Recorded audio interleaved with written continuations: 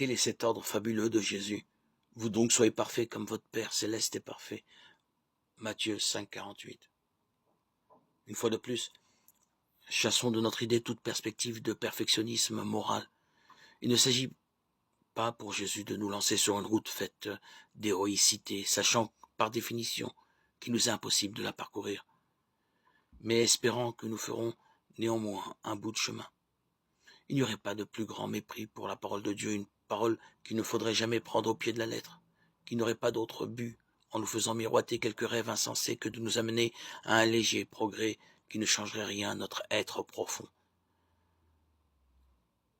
Nous pensons au contraire que le soyez parfait comme votre Père est à prendre en toute rigueur de terme, à la lumière de l'analyse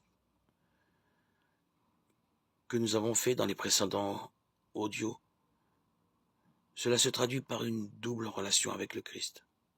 Jésus nous dit en quelque sorte, si vous tentez d'accomplir la loi nouvelle qui est essentiellement changement du cœur, vous optez pour le royaume de la vraie joie, alors vous me rencontrerez. La loi et le royaume, c'est moi. Votre cœur bat au même rythme que le mien, au rythme de celui du Père. En ce sens, vous êtes semblable au Père. Ainsi, la vie du disciple consiste à viser à être ce qu'il est, membre du corps du Christ.